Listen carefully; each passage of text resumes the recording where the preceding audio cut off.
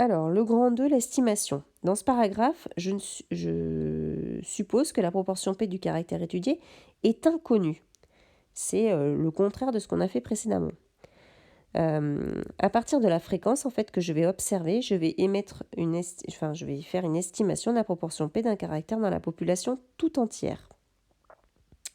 Toute, il manque un E à toute. Alors, propriété, vous avez xn qui est une variable aléatoire qui suit une loi binomiale de paramètres n et p, fn qui est égal à xn sur n, qui est la fréquence associée à xn.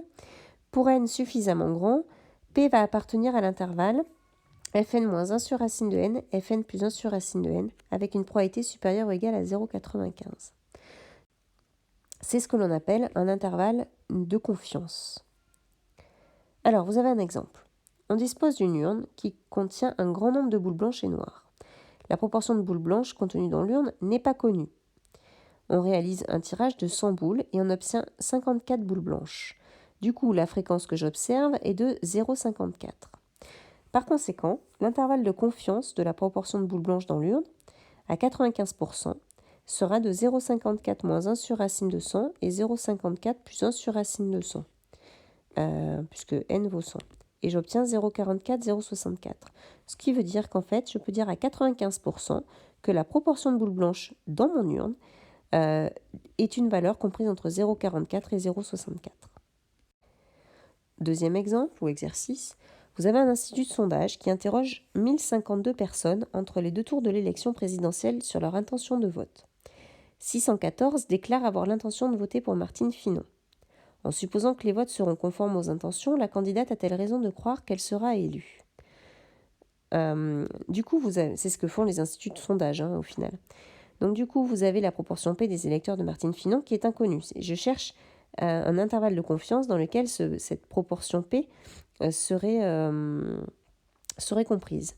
Ici, ma taille de l'échantillon, c'est 1052. Donc petit n vaut 1052. La fréquence que j'observe, f, c'est 614 sur 1052, à savoir 0,5837. Je vérifie mes paramètres. N est bien supérieur à 30, n fois f supérieur à 614, n fois 1 moins f, pas 1 moins b, 1 moins f, 438, donc c'est bien supérieur à 5.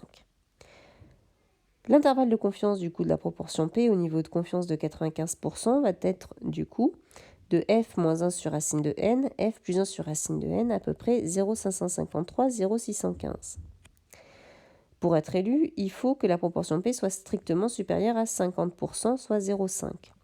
Ici, je peux voir que à 95%, je peux dire que ma proportion P sera comprise entre 0,553 et 0,615, qui est bien supérieure à 0,5. Par conséquent, on peut envisager que Martine Finon soit élue. Autre exercice, vous avez un constructeur automobile qui fait appel à un institut de sondage afin de mesurer le degré de satisfaction du service après-vente.